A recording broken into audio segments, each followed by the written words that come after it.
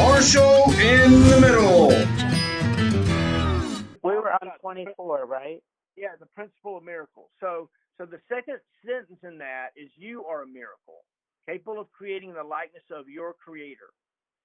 Everything else, all the anything that is not like a creation of light and it's not a joining of mind is your own nightmare and doesn't exist. And only the creation of lights are real. The body is going to die. All right, the body is going to die. So death, like you're thinking, is going to happen. Okay, you're going to die. Okay, all right. So and people can be raised from the dead. Okay, just like Jesus did. Okay, but one of the things that goes on like about Lazarus that he raised from the dead. Lazarus only went on for another couple of weeks and then he died again. Okay, it's not highlighted, but that's what happened. Okay, and it was and Jesus says later that it was because of their strong belief that we were able to do that. That the community, because of their deep connection that they had, because they all wanted their brothers to be united, and so they were able to do it. Jesus' power and their belief allowed them to do it. But his time was gone. You know, that was Jesus needed that as a teaching moment. Okay, all right. You gotta think about why Jesus would do that at that time, and about what was going on in the world. Okay, and how he was doing his ministry. Right? They came to him in another town and said, "Your brother Nicodemus is dying," and they said, "Can't you stop it?" And he's like, "Well, you know, if we believe, we can stop it." You know, and so they did, and so that's what happened, and you know, and he brought it back to life, and I believe it's true. Absolutely, I'm not saying you don't hear me saying the Bible's not true, you know. Okay, but this gives us proof. This should be helping us. Going, yeah, okay, there you go. You know, it says the Bible can do it. You know, and no, but if you recall in the Bible, it does not say Will Marshall can do that. It doesn't say Denise Thompson can do that. What it says is Jesus does. No, that. Jesus. Remember. No. Jesus taught Paul. Jesus, no, not Paul, but Jesus taught his disciples, and the disciples saw others how to do it. They practiced. If you go in the book of John, it talks about how the disciples would go off on their own and they would practice miracles. I do know that. Yes. So don't get lost and don't think you can't do it. This is what they were doing. I found our textbook, Denise. Yeah, right. We can do miracles. I do them. I'm involved with them. This was happening. This conversation is a miracle. You know. But all right. So you know, pick out another one. Let's talk about it. You know, miracles is just one person helping another. It's that simple. I'm looking at them all. I really like them all. That's the one that I really had a big question with, because I didn't understand that, you know. Yeah. Because seriously, I mean, if all of us can really do miracles and we can heal the sick, I mean, who would die? You know, because we all love the ones that are sick, that are passing. I mean, Right. To me, it's just a little profound. Oh, so this thing is not unapologetic. It is all in your face, but it's so awesome. So let's look at some of the so one of the things I would love you look at is the manual for teachers and also the terms. Hold on, that's in the back of the book, isn't it? Yeah. So that's when I first opened the book, I went to the back. Yeah. So look at the manual for teachers, the table of contents for that. Oh my gosh, so awesome. What do you like about it? Okay, so it's just amazing. It is absolutely amazing. It is the best book I've ever read. It is absolutely amazing. No. The manual of teachers. What page is that on? Oh, it's like almost to the end. It's not really a page. I'm at psychotherapy. Yeah, it's not quite. Keep coming back. For that. It's Okay. at the top. Says manual for teachers. Got it. Yeah. What are we looking at? Yeah, just look at the table of contents. Okay.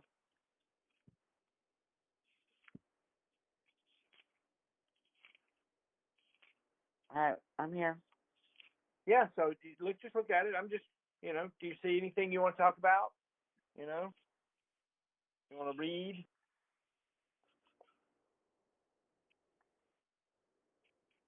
And then after that, I can take you.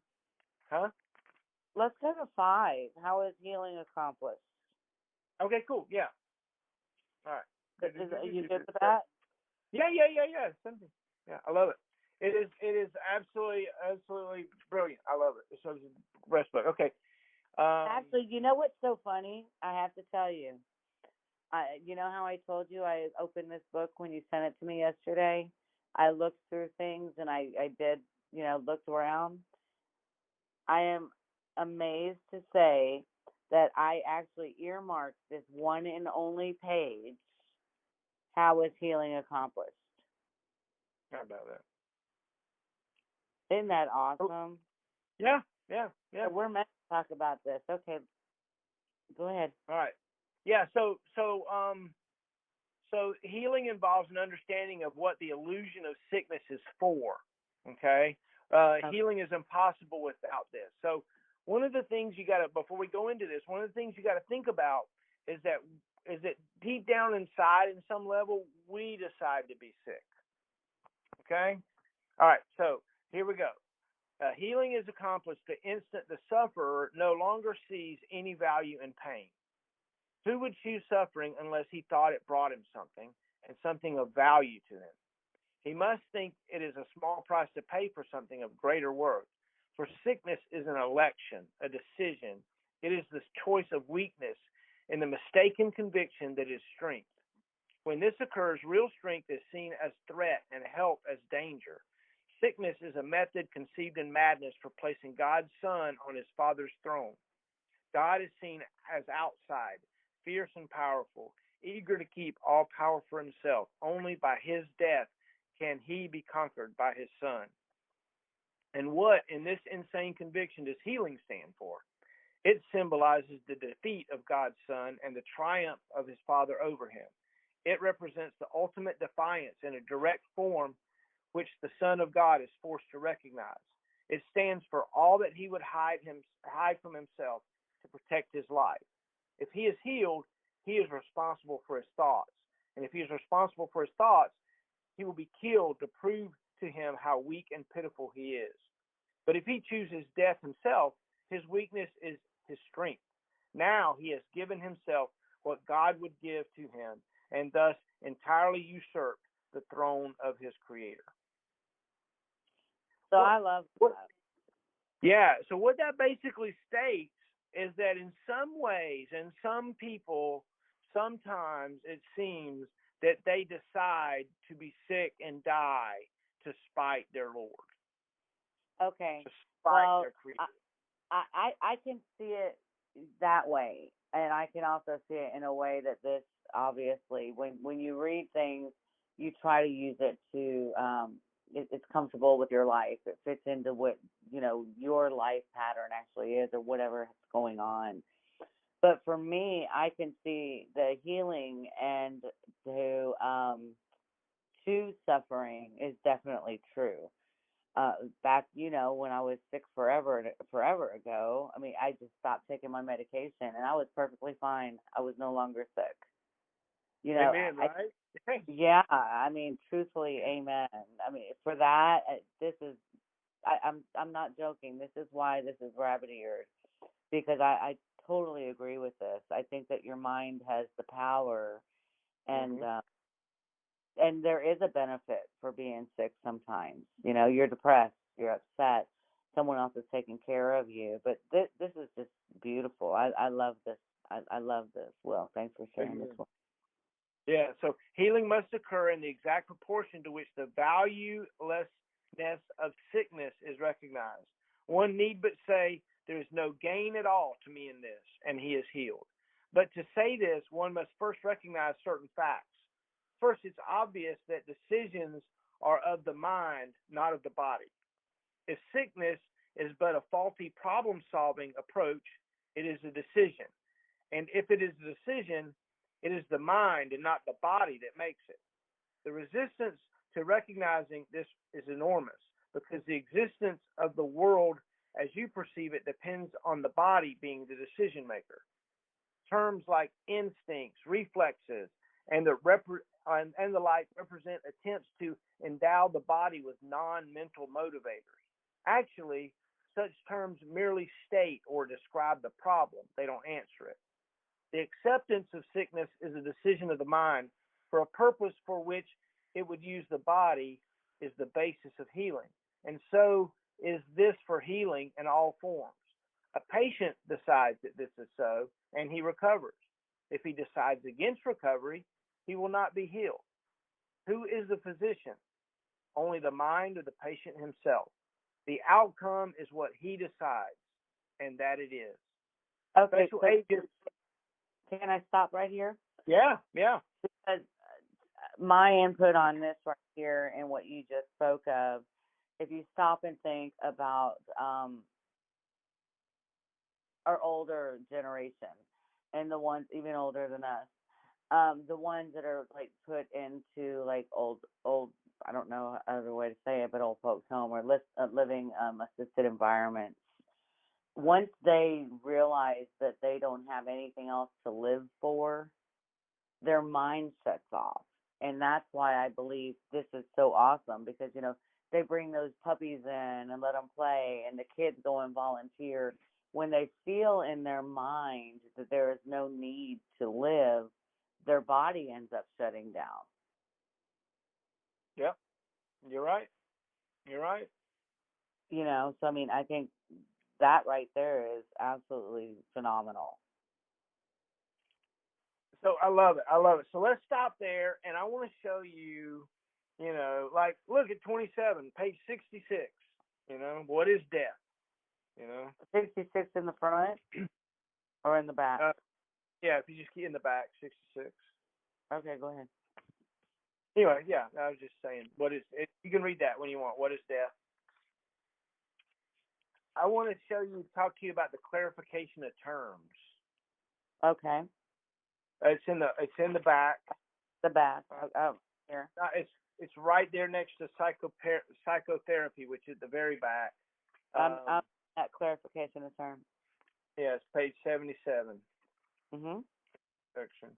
Yeah. So look, these terms are absolutely amazing. I would encourage you to read these as probably one of the next things you do. And we can read them. I'll read them with you if you want. But it's mine. It's almost like something equals or slash is what the mind / spirit, the ego / the miracle, forgiveness / the face of Christ, true perception / knowledge, and then Jesus / Christ, and then 6 is the Holy Spirit, and then the epilogue. Yeah. So if any one of those you want to read real quick, I'll read it with us. Any one of them that you want, whatever you feel inclined to read. You pick one.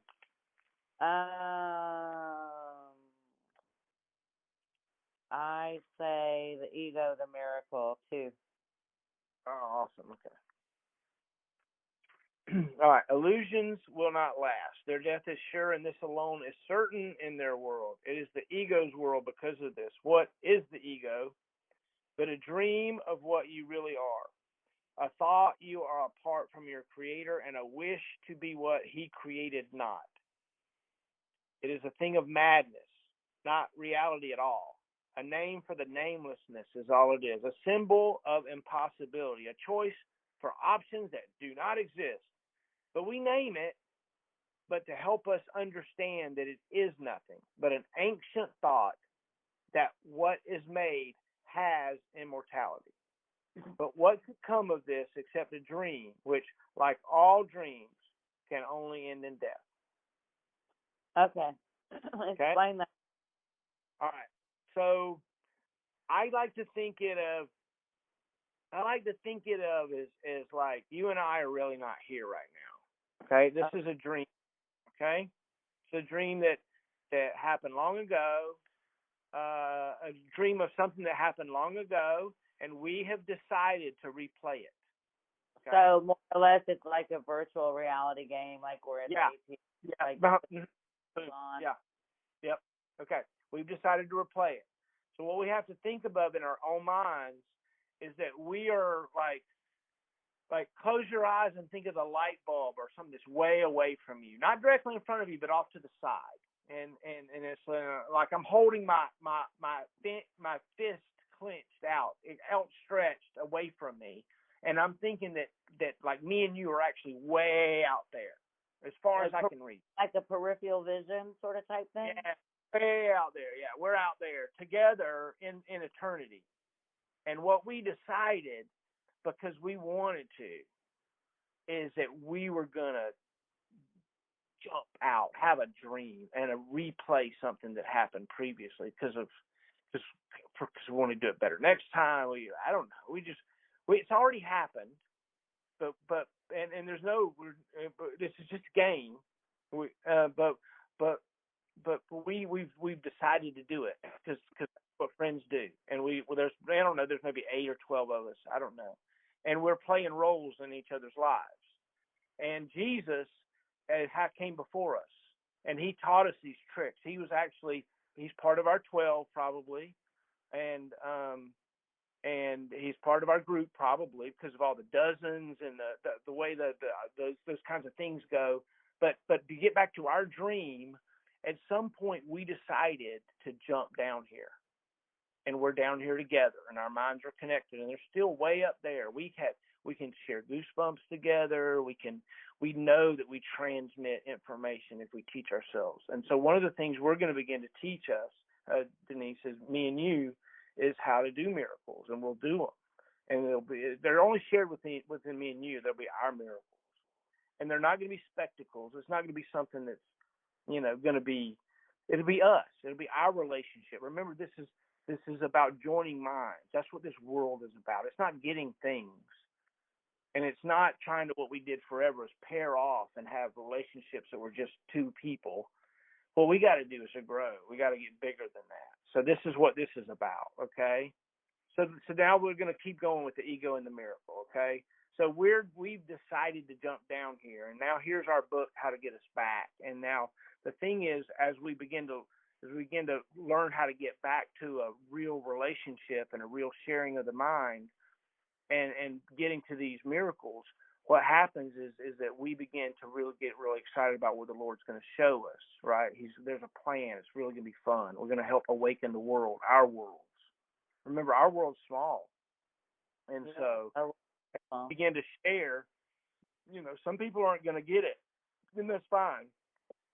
It's like Jesus says, you sow your seeds here, you sow your seeds there, just whatever. But what we're going to begin to sow, Denise, you and I and Joe and whoever else we bring along here as you're studying this book, are good seeds, right? We're not cults. We're not trying to do cults, but we're just talking about concepts here. So, all right, so number 2, what is the ego? Nothingness, but in a form that seems like something. In a world of form, the ego cannot be defined, for it alone seems real. Yet could God's Son, as he created him, abide in form or in a world of form? Who asks you to define the ego and explain how it arose, but can be who thinks it is real and seeks by definition to ensure that its elusive nature is concealed behind the words that seem to make it so. There is no definition for a lie that serves to make it true, nor can there be a truth that lies conceal effectively. The ego's unreality is not denied by words, nor is its meaning clear because its nature seems to have form. Who can define the undefinable? And yet there is an answer even here. We cannot really make a definition for what the ego is, but we can say what it is not. And it is shown to us with perfect clarity. It is from this that we can deduce all that the ego is. Look at its opposite, and you can see the only answer that is meaningful. The ego's opposite in every way, in origin, effect, consequence, we call a miracle. And here we find all that is not the ego in this world. Here is the ego's opposite. And here alone we look on what the ego was. For here we see all that it seemed to do and cause, and its effects must still be one. Where there was darkness, now we see the light. What is the ego? What the darkness was. Where is the ego? Where the darkness was. What is now, and where can it be found? Nothing and nowhere. Now the light has come. Its opposite has gone without a trace. Where evil was, there is now holiness. What is the ego? What the evil was. Where is the ego? In an evil dream that but seemed real while you were dreaming it. Where there was crucifixion stands God's Son. What is the ego? Who has need to ask? Where is the ego? Who has need to seek for an illusion now that dreams are gone?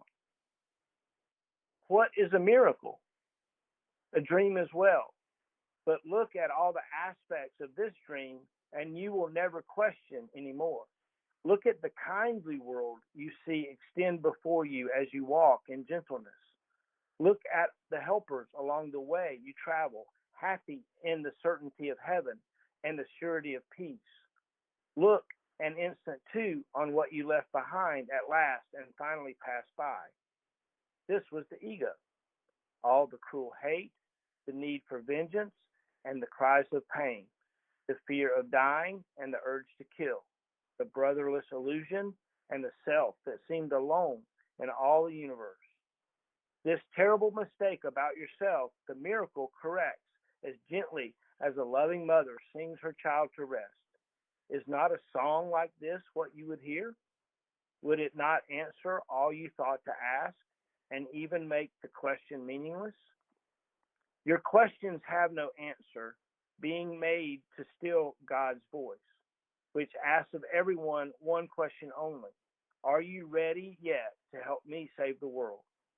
Ask this instead of what the ego is, and you will see a sudden brightness cover up the world the ego made. No miracle is now withheld from anyone. The world is saved from what you thought it was, and what it is wholly condemned, is wholly uncondemned and wholly pure. The miracle forgives, the ego damns. Neither need be defined except by this.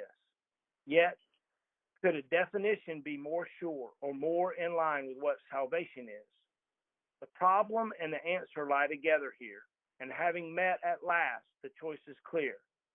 Who chooses hell when it is recognized? And who would not go on a little while when it is given him to understand the way is short and heaven is his goal? What did you think of that? Well, it moved me. It truly did. I mean, there were places where I'm all 100%, and I was getting all goosebumpy, and then, the last, in 10, you had told me we are actually living in heaven now, and that there really is no hell. So right. that last, who chooses hell? Why would they even say that if you don't believe there is a hell? And No. why So would they say the way to heaven is short if we're already in heaven? yeah. So a great question. The All whole right. entire thing I loved, but that right there just knocked me. Okay, so if you look on the world and you see as the ego, then you are choosing hell. If you see any damnation, any cries of pain, need for vengeance, the urge to kill, if you have an illusion of brotherness, that's all choosing hell. But if you could recognize, if you just could recognize that heaven is just a slip through this veil that's really hard to understand. It's really hard to explain. But once you slip through it, once you've seen it, then you understand that heaven. Remember, when we go to heaven, you're not leaving. You're not going anywhere. You're choosing differently. You're going to choose to be born again. I promise you will choose it. And it'll be an experience that it will blow your mind. It will blow your mind. It will blow your mind. And that's the gospel. That's the good news. You know, when we heard the good news before, it was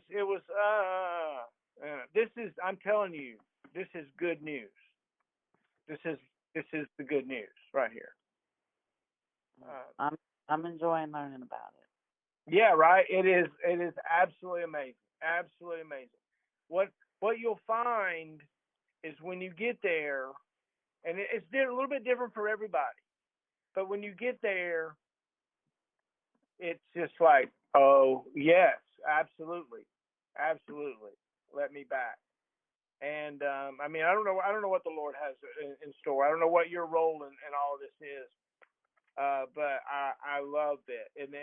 And so one of the things you might think about doing is go ahead and start the lessons if you wanted to. Yeah, I see that.